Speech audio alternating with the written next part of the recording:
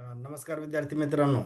या सेशनमध्ये आपण महाराष्ट्र लोकसेवा हक्क अधिनियम 2015 हे डिस्कस करणार आहोत. तर हा जो काही कायदा आहे त्याच्या अगोदर सुद्धा मी RTI ॲक्टवर माझे जे काही 2 लेक्चर टाकले, म्हणजे एकदम सोप्या भाषेत सांगितलेले आहे. तर ज्या विद्यार्थ्यांनी ते ते सुद्धा ते पाहू शकतात, म्हणजे एकदम कुठलीही किचकट कायद्याची भाषा न वापरता एकदम साध्या सोप्या भाषेमध्ये मी RTI ॲक्ट 2005 हा एक्सप्लेन केलेला आहे. सेम वे इथं सुद्धा मी 2000 जे महाराष्ट्र लोकसेवा हक्क अधिनियम 2015 आहे हे एकदम साध्या सोप्या भाषेत सगळ्यांना समजेल अशा भाषेत समजून सांगण्याचा एक प्रयत्न करणार आहे. तर बघा, आता या कायद्याचा उद्देश काय. महाराष्ट्रात राहणाऱ्या लोकांना मिळणाऱ्या सेवा अधिकाधिक पारदर्शक व वेगवान मिळाव्यात. म्हणजे काय, कुठलाही म्हणजे आपण बऱ्याचदा बघतो, एखाद्या सरकारी कार्यालयात गेलं की काम करण्यासाठी खूप वेळ लागतो.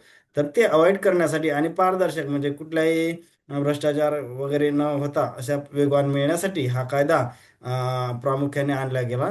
आता बघा, कायद्याची अंमलबजावणी 18 एप्रिल 2015. आता ही तारीख बऱ्याचदा खूप वेळा वापरते, म्हणजे परीक्षेत येतात.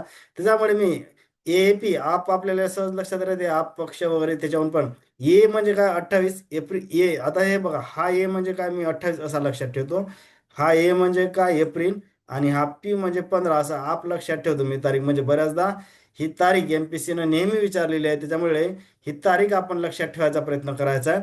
राज्यपालाची सही 19 ऑगस्ट 2015 ही जरी नाही लक्षात ठेवली तरी चालते, परंतु ही जे काय वरची तारीख आहे म्हणजे कोणती, हम्म, ही तारीख ही आपल्याला लक्षातच ठेवायची आहे. आप यानं सहज लक्षात राहते, 28 एप्रिल 2015. मुख्यालय मुंबई, नरिमन पॉईंट. नंतर कलम टोटल 30 आहेत, हे सुद्धा आकडा लक्षात ठेवता. जसं आपण RTI ऍक्ट मध्ये बघितलं होतं की तिथं 31 कलम होते, इथं किती आहेत, 30 आहेत. नंतर मोबाईल ॲप कोणता आहे, RTS महाराष्ट्र आहे. नंतर वेब पोर्टल आपले सरकार. पहिले राज्य जो असा माहिती जे लोकसेवा हक्क अधिनियम जो असा कायदा करणारे पहिले राज्य मध्य प्रदेश होते, त्यांनी 2010 आणला होता. आणि महाराष्ट्र हे आपले 21वे राज्य आहे. आता बघा, पहिले मुख्य सेवा हक्क आयुक्त हे एक लक्षात ठेवायचा प्रयत्न करायचा की पहिले स्वाधीन क्षेत्रीय होते. आणि सध्या मनुकुमार श्रीवास्तव हे जे मुख्य सेवा हक्क आयुक्त आहेत महाराष्ट्राचे, हे दोन नावं तरी आपण लक्षात ठेवायचा प्रयत्न करू. आता बाकी मला जे काही वाटते नाही या स्लाइडमध्ये, फक्त मला सगळ्यात जे महत्त्वाचं वाटते सांगायचा मुद्दा म्हणजे, तर ही जी तारीख आहे, ही तारीख खूप वेळा विचारली इथं फक्त. आणि हे कलम 30, बाकी मला एवढं फारसं महत्त्वाचं या स्लाइडमध्ये वाटत नाही. म्हणजे टोटल कलम 30 आणि हे आप म्हणजे 28 एप्रिल 2015 हे अंमलबजावणीची तारीख. हे दोन गोष्टी तरी सगळ्यांनी, हे मुख्यालय विचारलं, पण मुख्यालय महाराष्ट्र असल्यामुळे मुंबई आहे. हे बऱ्याचदा आपल्याला म्हणजे असं मेमराईज करायची किंवा पाठ करायची गरज नाही. फक्त आपल्याला इथं लक्षात काय ठेवायचे आहे, ते कलम 30 आहेत. आणि जे अंमलबजावणीची तारीख आहे 28 एप्रिल 2015, ज्याला मी आप जे पक्ष आहे त्याच्या नावावरून लक्षात ठेवत असतो. आता नंतर दुसरी स्लाइड बघू आपण. सगळ्यांना विनंती आहे की कायदा शेवटपर्यंत बघायचा आहे. एकदम सोप्या भाषेत सगळ्यांना कशा ट्रिक्स असतात हे सुद्धा मी सांगितलेलं आहे, म्हणजे सहज कुठलंही कन्फ्युजन होणार नाही, सहज सगळ्यांना समजेल. फक्त शेवटपर्यंत हा तुम्ही व्हिडिओ बघायचा आहे.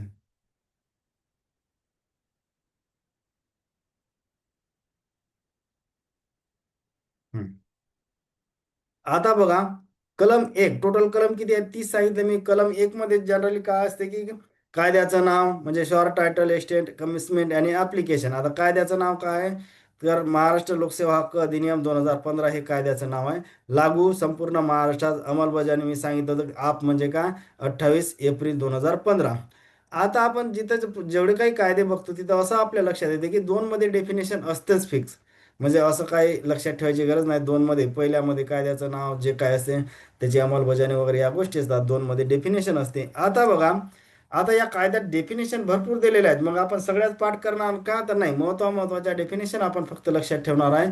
आणि ते कशा लक्षात ठेवायच्या हे मी सहज ट्रिकच्या माध्यमातून तुम्हाला इथे सांगणार आहेत. आता बघा, 2A मध्ये काय सांगितलं, चीफ कमिशनर किंवा कमिशनर, ज्यालाच मराठीमध्ये मुख्य आयुक्त किंवा आयुक्त. आता मुख्य आहे, मुख्य आहे म्हणजे जर आपण असं ABC वर्गीकरण केलं, म्हणजे साधारण मी असं ए इकडे लिहितो, B, C. आता मुख्य गोष्ट आहे म्हणजे काय, टॉप प्रायोरिटी आहे. म्हणजे काय, इथं मुख्य जे आहे, मुख्य आयुक्त किंवा आयुक्त हे ए मध्ये येणार. सहज लक्षात राहा ना, मुख्य म्हणजे टॉप प्रायोरिटी, म्हणून ते ए म्हणजे काय, चीफ. चीफ म्हणजे मुख्य. चीफ कमिशनर किंवा कमिशनर हे ए मध्ये येईल. आता दोन म्हणजे कसं असतं की ए पेक्षा बी हा जरासा कमी किंवा थोडीशी लोअर ऑर्डर, म्हणून बी मध्ये काय कमिशन किंवा आयोग. म्हणजे ए जर मुख्य आहे तर दोन बी म्हणजे काय त्याच्या तुलनेत कमी असणार, म्हणजे बी मध्ये कमिशनर आला, कमिशन आलं म्हणजेच काय आयोग आलं. आता सी, सी म्हणजे काय आहे तर बघा हे सी, हा सी दिसते, सी म्हणजेच काय कम्पिटंट अथॉरिटी.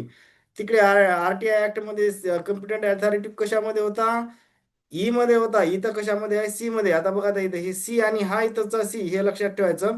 सी म्हणजे कम्पिटंट अथॉरिटी, अर्थ याच्यामध्ये काय डिसिप्लिन अथॉरिटी किंवा कंट्रोलिंग ऑफिसर हे एक्सपेक्टेड. आता आपल्याला नुसतं जर साधा आलं की कम्पिटंट अथॉरिटी कोणत्या कलमात आहे तर सी आणि हे सी असा लक्षात ठेवायचा, त्याच्यावरून आपल्याला गोंधळ होणार नाही.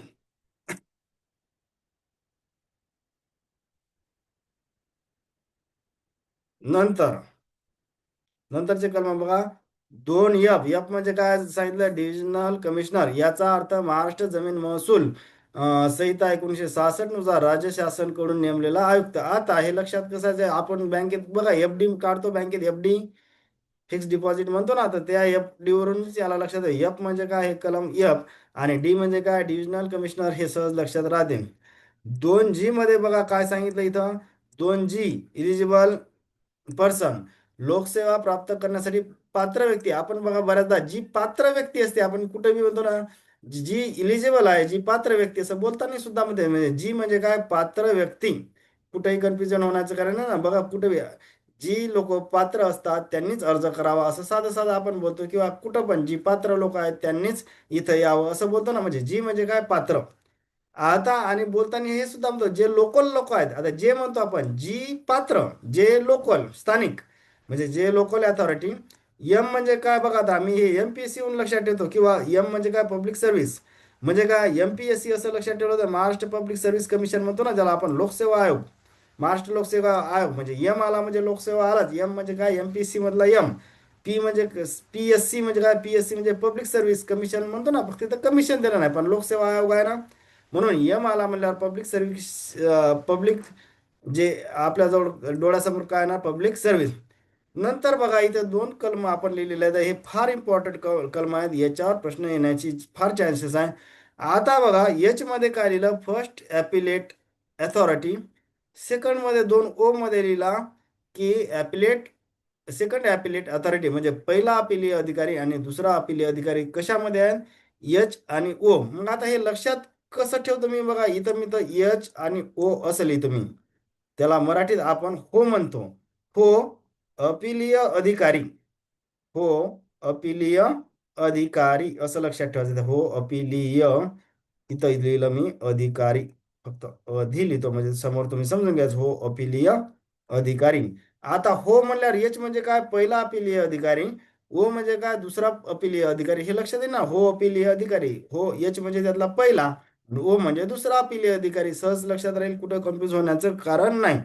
दोन एन म्हणजे काय राईट टू सर्व्हिस, जसं आपण तिकडे आरटीआय मध्ये n number of party third party म्हटलं होतं ना, तिकडे एन थर्ड पार्टीसाठी आहे. इथंच n number of right to service असं लक्षात ठेवायचं आपण. N number of right to service, जसं तिथं n number of third party असं लक्षात ठेवलं आपण, इथं same way n number of right to service असं लक्षात ठेवायचं आहे. आता पी पण फार सोपं आहे, stipulated time limit. Stipulated time limit म्हणजे काय, एखाद्या गोष्टीपर्यंत, पर्यंत म्हणजे काय पी, पी म्हणजेच काय पर्यंत म्हणतो ना आपण मराठी, पी म्हणजे पर्यंत, अशा असं अँगलनं लक्षात ठेवायचं, पी म्हणजे पर्यंत. आता स्टिप्युलेटेड टाइम लिमिट म्हणजे काय, एखाद्या नियत कालमर्यादा किंवा एखाद्या वेळेपर्यंत, एखाद्या मर्यादेपर्यंत, त्याला आपण पर्यंत म्हणजे पी असं लक्षात ठेवायचं, कुठेही कन्फ्यूज होत नाही.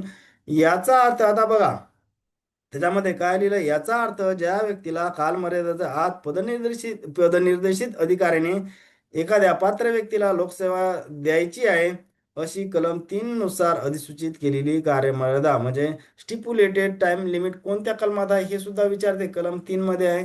याच्यावरही बराचदा प्रश्न आलेला आहे. नंतरची स्लाइड. आता बघा कलम 3, कलम मध्ये 3 मध्ये काय सांगितलं की लोकसेवा पदनिर्देशित अधिकारी, अपील प्राधिकारी आणि नियत कालमर्यादा अधिसूचित करणे, हे 3 मध्ये. इंग्लिशमध्ये असं जर लिहिलं तर काय होते PAS, आणि इथं सुद्धा तीन आहे.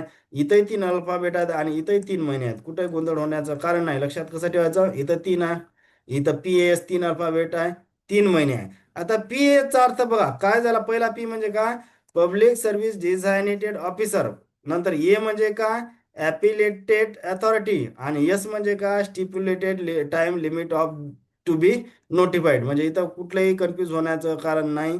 नंतर इकडे 3 महिन्याच्या आत, सगळीकडे तीन आहेत, तीन इथं आहे. PAS मध्ये तीनच अल्फाबेट आहे आणि इथंही 3 महिन्याचा कालावधी आहे. सगळीकडे तीन तीन आहे, गोंधळ होण्याचं कारण नाही. 3 महिन्याच्या आत प्रत्येक सार्वजनिक प्राधिकरण हे देण्यात येणाऱ्या लोकसेवा अधिकारी, अपिली अधिकारी लोकसेवाची नियतकाल मर्यादा अधिसूचित करेल. म्हणजे आता आपण बघा एखाद्या गव्हर्नमेंट ऑफिसमध्ये गेलं ना, तर आपण बऱ्याचदा बघतो की एखादा बोर्ड लावलेला असते, त्याच्यावर असते ना अपिली अधिकारी कोण आहे, किंवा लोकसेवा अधिकारी कोण आहे. या बऱ्याच गोष्टी फक्त ते काय बोर्ड थोडासा कोपऱ्यात धूळ खात असलेला असते, जरासं त्याला झटकून किंवा बारीक नजरेनं बघितलं तर दिसते कोणत्या ऑफिसमध्ये, त्याच्यावर ते सगळं लिहिलेलं असते. हे कधी करायचं आहे, 3 महिन्याच्या आत करायचं आहे. नंतर बघा कलम 4. 4 मध्ये काय सांगितलं, कलम 4, नियत कालमर्यादेत लोकसेवा प्राप्त करण्याचा हक्क. पात्र व्यक्तीला, बघा आता काय सांगितलं, पात्र व्यक्तीला कायदेशीर आर्थिक आणि तांत्रिक व्यवहाराच्या अधीन राहून निर्धारित कालमर्यादेच्या आत लोकसेवा प्राप्त करण्याचा अधिकार असेल. पण त्याला दोन अपवाद आहेत, नैसर्गिक आपत्ती आणि निवडणूक. या कालावधीत तशी जे काही नियतकालिक मर्यादा आहे ही फिक्स असणार नाही. म्हणजे याला दोन गोष्टी अपवाद आहेत, नैसर्गिक आपत्ती आणि निवडणूक.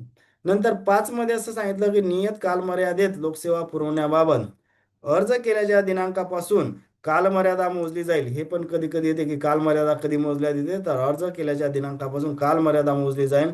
जर पदनिर्देशित अधिकाऱ्याने अर्ज फेटाळला तर लिखित कारणे देण्यात येणार. तसेच प्रथम अपीलीय अधिकाऱ्याला माहिती देण्यात येईल. म्हणजे पदनिर्देशित अधिकारी हा जनरली कोणता असते की गट क दर्जाचा, म्हणजे एखादा तिचा क्लार्क असेल, तलाठी असेल किंवा कोणीही असेल, तर त्याला आपण पदनिर्देशित अधिकारी या अँगलनं इथं आलेला आहे. नंतर कलम 6 मध्ये बघा काय सांगितलं आणि कलम 7 मध्ये काय सांगितलं. आता मी इथं 6 मध्ये काय करतो, 6 मध्ये आपल्याला सांगितलं की monitoring the status of application, म्हणजे ऍप्लिकेशनची सध्याची स्टेटस किंवा स्थिती स्थिती काय आहे, 6 मध्ये सांगितलं ते मॉनिटर किंवा चेक करायचं आहे. नंतर 7 मध्ये सांगितलं की लोकसेवा पुरवण्यासाठी IT चा वापर करणे.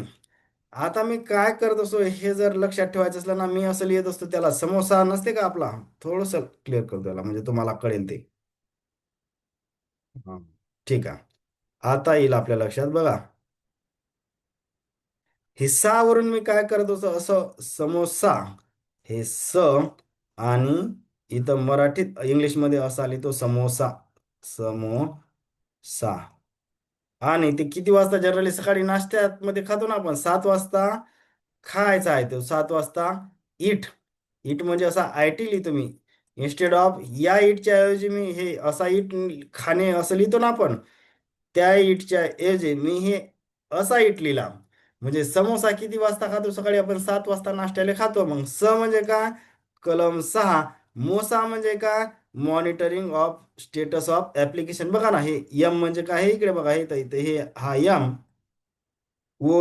सहज लक्षात येईल. Monitoring of status of application असंही लक्षात ठेवतात. म्हणजे 6. 7 वाजता खायचा आहे, खायचा म्हणजे काय, इटच्या ऐवजी मी कसा असा इट लिहिला. म्हणजे IT म्हणजे काय, 7 मध्ये काय सांगितलं, लोकसेवा पुरवण्यासाठी IT चा वापर करणे. हे कलम 7 मध्ये आपल्याला, म्हणजे समोसा 7 वाजता खायचा आहे, हे तर म्हणजे कलम 6. मोसा म्हणजे काय, मॉनिटरिंग ऑफ स्टेटस ऍप्लिकेशन. आणि 7 वाजता खायचा आहे म्हणजे इट म्हणजे IT लक्षात येतं, म्हणजे कलम 7 मध्ये IT चा वापर करणे असं दिलेलं आहे. नंतरचा कलम, सगळ्यात महत्वाचा कलम, ज्याच्यावर खूप प्रश्न विचारण्याचे चान्सेस आहेत, कलम नंबर 8. 8 मध्ये 4 वेळा जर आपण जरी लिहिलं ना, तर सहज लक्षात येते. हे 2 वेळा झाला, हे 3 वेळा झाला आणि हे 4 वेळा झाला. हे पहिला कोणता, हे 8चा दुसरा अपॉइंटमेंट, तिसरा अपिलेट, आणि चौथा म्हणजे अथॉरिटी. म्हणजे चारही जर आपण लक्षात ठेवते सहज 8 कलम मध्ये आपल्याला कळते की अपॉइंटमेंट ऑफ अपिलेट अधिकारी. आता त्याच्यामध्ये 8.1 नुसार प्रथम अपीलीय अधिकाऱ्याची नियुक्ती त्याचा दर्जा कोणता असणार? गट ब दर्जाचा तो अधिकारी असला पाहिजे. याच्यावर सगळ्यात महत्त्वाचं लक्ष द्यायचं आहे. हे दर्जा सुद्धा बऱ्याचदा एक्झाम मध्ये विचारते. नंतर कलम 8.2 मध्ये द्वितीय अपील अधिकाऱ्याची नियुक्ती त्याचा दर्जा काय सांगितला? ते प्रथम अपीलीय अधिकारीपेक्षा वरिष्ठ दर्जा त्याचा असला पाहिजे. नंतर बघा, नंतरचा कलम आहे 9. 9 मध्ये काय अपील दिलेली आहे. आता बघा 9 मध्ये अपील, पहिले अपील 30 दिवसाच्या आत प्रथम अपीलीय अधिकाऱ्याकडे करेल. म्हणजे कोणाच्या विरुद्ध करायची आहे बघा इथं, 30 दिवसाच्या आत करायचे. ज्या पदनिर्देशित अधिकाऱ्याने एखाद्या सेवा मागणाऱ्या व्यक्तीस निर्धारित कालमर्यादित सेवा दिली नाही त्याच्या विरोधात, म्हणजे जो काही क्लास 3चा जो काही असेल ना, ज्याच्याकडे त्यांनी सेवा मागण्यासाठी किंवा सेवा लवकर देण्यासाठी अर्ज केला असेल, तर त्यांना जर सेवा निर्धारित वेळेत दिली नाही तर त्याच्या विरोधात 30 दिवसाच्या आत प्रथम अपीलीय अधिकाऱ्याकडे, पहिलं अपील प्रथम अधिकाऱ्याकडे 30 दिवसाचा करेल. आता बघा, सेवा पुरवण्याचे आदेश कोण करणार? कृती काय करणार? प्रथम जे अपीलीय अधिकारी सेवा पुरवण्याचे आदेश संबंधित अधिकाऱ्याला देणार किंवा अर्ज दाखल झाल्यापासून 30 दिवसाच्या आत लेखी कारण देऊन अर्ज फेटाळू शकतील. आता बघा, दुसरे अपील कधी करायचं आहे? द्वितीय अपील द्वितीय अपीलीय अधिकाऱ्याकडे 30 दिवसाच्या आत, म्हणजे आता यानं बी टोळाटोळीचे उत्तर दिले त्या व्यक्तीला, 30 दिवसाच्या आत यानं काहीच केलं नाही किंवा त्यानं उडावडीचे दिले, तर याच्या जे कडे अपील केल्यापासून 30 दिवसानंतर दुसरे अपील सुद्धा 30 दिवसाच्या आत करायचं आहे. आता बघा, प्रथम अपीलीय अधिकाऱ्याने आदेश दिल्यापासून 30 दिवसाच्या आत जर कोणताही आदेश दिला नाही तर अर्ज केल्याच्या दिनांकापासून 45 दिवसाच्या आत तो व्यक्ती करेल. म्हणजे आदेश दिला तर 30 दिवसाच्या आत, आणि प्रथम अपीलीय अधिकाऱ्याने एक तर आदेश देईल, नाहीतर एक तर काहीच करणार नाही. जर काहीच केलं नाही तर 45 दिवसाचा आदेश दिला तर त्याच्या विरुद्धात 30 दिवसाच्या आत कोणाकडं? तर द्वितीय अपीलीय अधिकाऱ्याकडे. म्हणजे पहिलं अपील 30 दिवसाच्या आत, दुसरं अपील 30 दिवसाच्या आत. आता बघा, इथं एक लिहिलेलं आहे की प्रथम आणि द्वितीय अपीलीय अधिकारी यांना कोणते? दिवाणी न्यायालयाचे अधिकारी, सिव्हिल कोर्टचे अधिकार दिलेले आहे. आता इथंच मी एक कलम 18 सुद्धा तुमचं क्लिअर करतो थोडं इथं. आता बघा, याच्यामध्ये 9 गुन्हेला 2 म्हणजे काय, किती झाले? 18. ठीक आहे. आता बघा, कलम 18 मध्ये काय सांगितलं की द्वितीय अपीलीय अधिकारी याच्या विरोधात अपील राज्य निवडणूक, जे राज्य हक्क आयोग आहे, राज्य हक्क सेवा आयोग जो आहे त्याच्याकडं 60 दिवसाच्या आत कराय त्यांच्याकडं कोणाच्या विरोधात? द्वितीय अपीलीय अधिकाऱ्याच्या विरोधात राज्य सेवा हक्क आयोगाकडे 60 दिवसाच्या आत अपील करायचं आहे. आता बघा, इथं लक्षात घेतलं आपण 9 मध्ये 2 अपील आहेत. पहिले अपील प्रथम अपीलीय अधिकाऱ्याकडे 30 दिवसाच्या आत, दुसरे अपील द्वितीय अधिकाऱ्याकडे 30 दिवसाच्या आत. आता इथंही त्याला काहीच नाही मिळालं, दोघीकडून उडवाडीचे उत्तर मिळाले, तर तो व्यक्ती काय करेल? कलम 18 नुसार, इथं बघा 9 गुन्हेला 2 म्हणजे इकडे 18 आलं. कलम 18 मध्ये काय सांगितलं की तो व्यक्ती 60 दिवसाच्या आत कोणाकडे जाईल? राज्य हक्क सेवा आयोगाकडे जाणार. हे समजणार? 9 गुन्हेला 2 आणि इकडे 18, पण इथं किती होते? पहिले दोन्ही अपील 30-30 दिवसात होते, इथं 60 दिवसाच्या आत आहे. हे लक्षात घेणं गरजेचं आहे.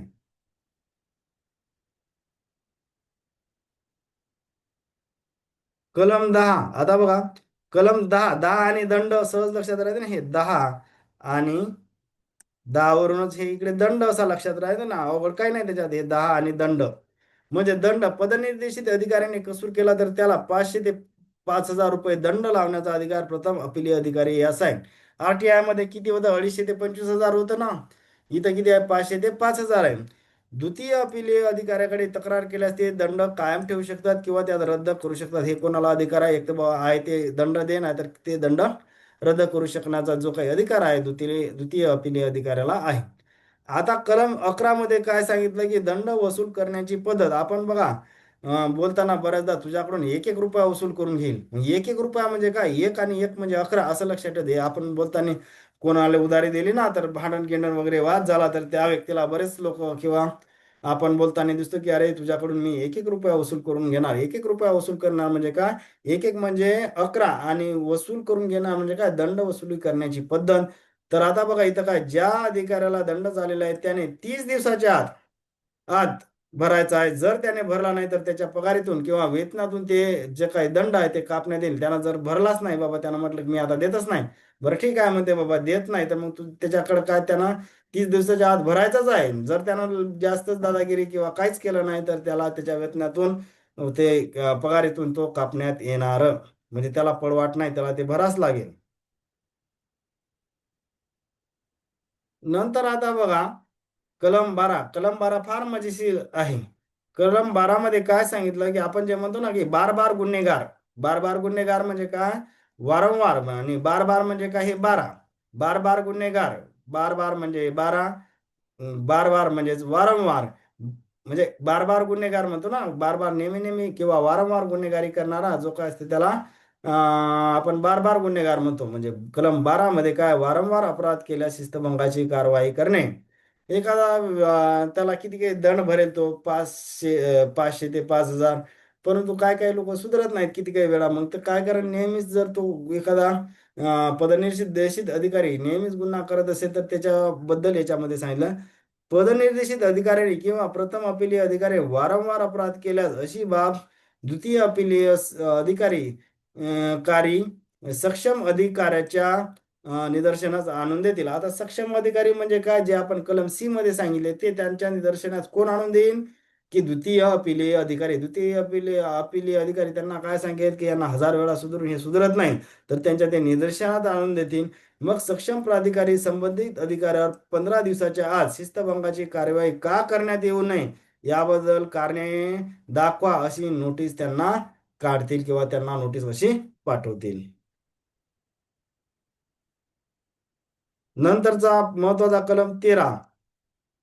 जसं मी RTI ऍक्ट मध्ये CTR सांगितलं होतं ना, तिथं CTR 12, 13, 14. म्हणजे आता बघा, आता CTR. आता बघा हे CTR काय भानगड आहे.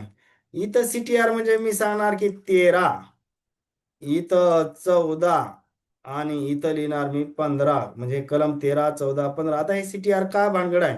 CTR म्हणजे काय? 13 म्हणजे काय? कॉन्स्टिट्यूशन, एखादा आयोग गठीत करणे आहे कलम नंबर 13. 14 म्हणजे काय? टी म्हणजे टर्म. टर्म म्हणजे काय? पदावधी किंवा कालावधी, ते कलम 14 मध्ये सांगितलं.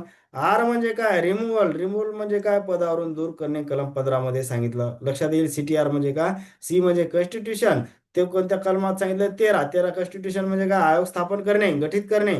टी म्हणजे काय? टर्म किंवा पदावधी किंवा कालावधी, ते किती? 14 मध्ये सांगितलं. आणि हा जो काय आर आहे, आर म्हणजे रिमूव्हल किंवा पदावरून दूर करणे, हे 15 मध्ये सांगितलेलं आहे. आता कलम 13 जर आपण बघितलं तर बघा इथं काय दिसते?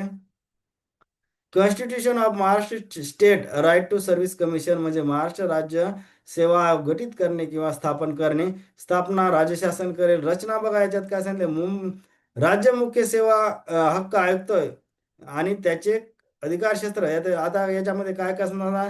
एक राज्य मुख्य सेवा हक्क आयुक्त असतील आणि पण त्याचा अधिकार काय? ट्रिपल M म्हणजे मुंबई शहर, मुंबई उपनगर आणि मुंबई जिल्हा, असं 3 म्हणून मी ते ट्रिपल M लिहिलं. संपूर्ण महाराष्ट्र जर दिलं तर 100% ते चूक असणार. ऑप्शन जर असलं त्याच्यामध्ये परीक्षेमध्ये संपूर्ण महाराष्ट्रात त्यांचं अधिकार क्षेत्र असेल तर ते 100% चूक असणार. उर्वरित जिल्ह्यासाठी प्रत्येक एक महसूल विभाग असेल. जसे 6 महसूल विभाग आहेत महाराष्ट्रात, त्याच्यामध्ये त्याच्यासाठी एक राज्य सेवा हक्क आयुक्त असतील. आता यांची नेमणूक कोण करणार? मुख्य व इतर आयुक्त यांची नेमणूक कोण करणार? तर राज्यपाल. पण राज्यपाल कसे करतील? तर निवड समितीच्या शिफारशीनुसार.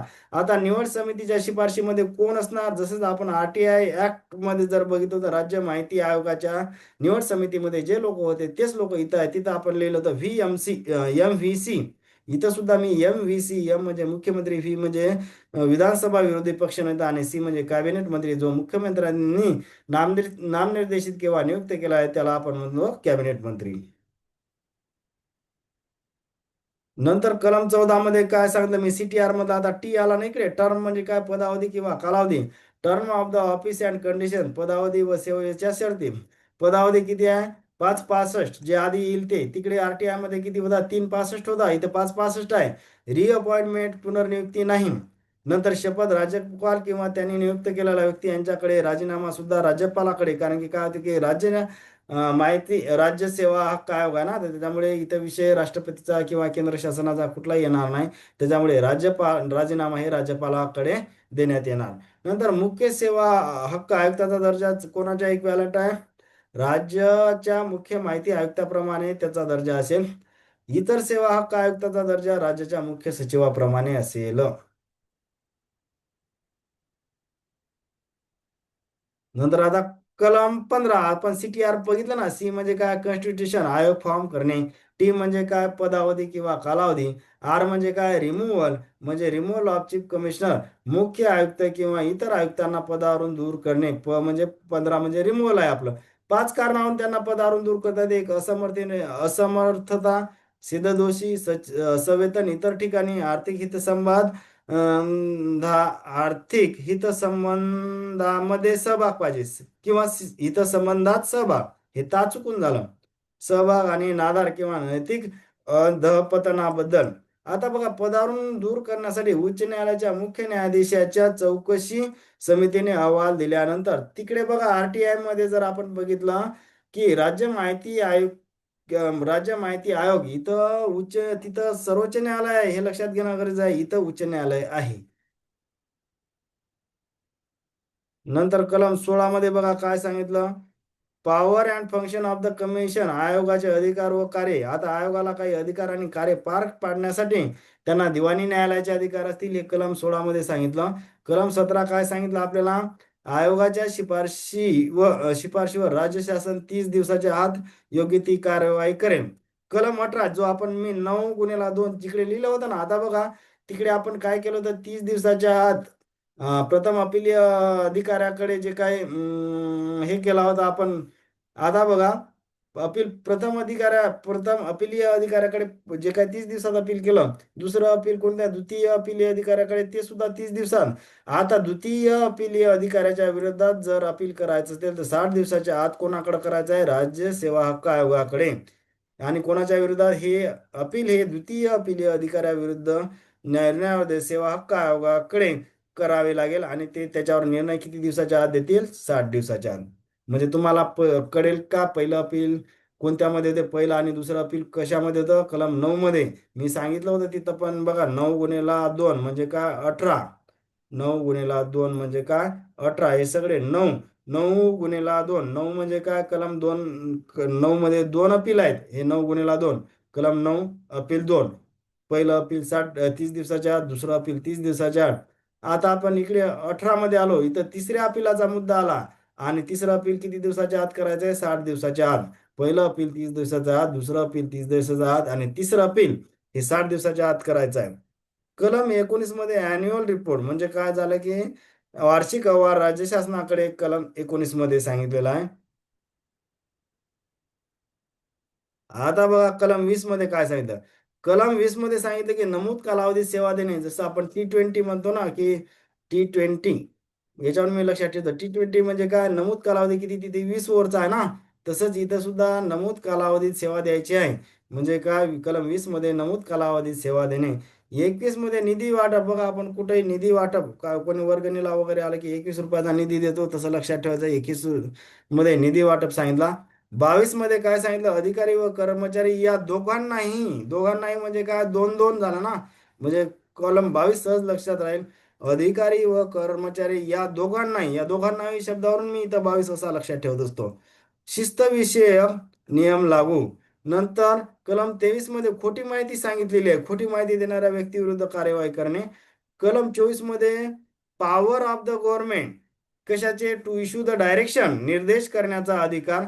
25 मध्ये बघा, protection of action taken in good faith, सद्भावनेने केलेल्या कृती संरक्षण. आता इथं बघा, इथं फार महत्वाचा कलम आहे, हा म्हणजे विचारण्यासारखा आहे.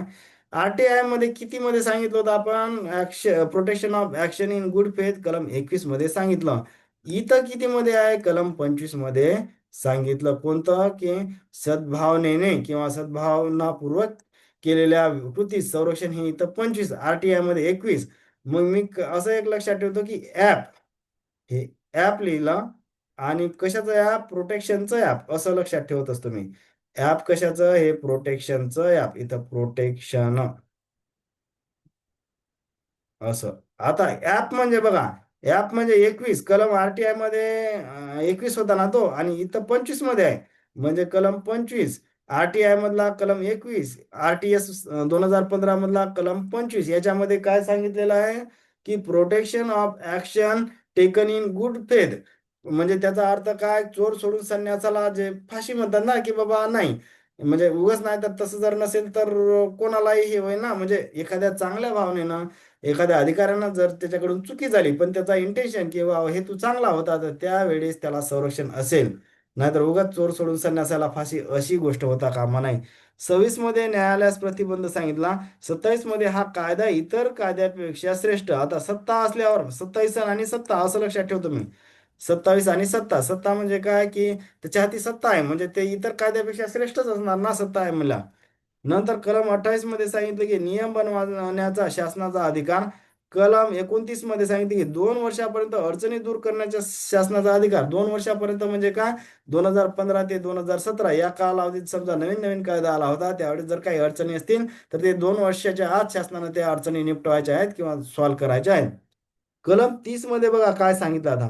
Maharashtra right to Maharashtra right to services ordinance 2015 अध्यादेश आता रद्द. कारण कायदा RTS 2015ला आला, कारण की त्याच्या अगोदर कायदा होण्याच्या अगोदर अध्यादेश होता. आता त्या अध्यादेशाची गरज नाही, आता कायदा आला ना, म्हणून ते काय झालं की कलम 30 सांगते Maharashtra right to services ordinance 2015 आता रद्द झालेला आहे, कारण त्याच्या जागी ऑर्डिनन्सच्या जागी आता कायदा आलेला आहे. म्हणजे आता त्या ऑर्डिनन्सची किंवा अध्यादेशाची आता गरज उरलेली नाही असे कलम 30 मध्ये, कारण आता RTS 2015 हा कायदा आलेला आहे, आता त्याची गरज उरली नाही. तर होप करतो की बऱ्याच गोष्टी मी फास्टमध्ये सांगण्याचा प्रयत्न केला, सोप्या भाषेत सांगण्याचा प्रयत्न केला. जर आवडलं असेल तर आपल्या चॅनलला लाईक, सबस्क्राईब आणि शेअर करायला विसरू नका. थँक्यू.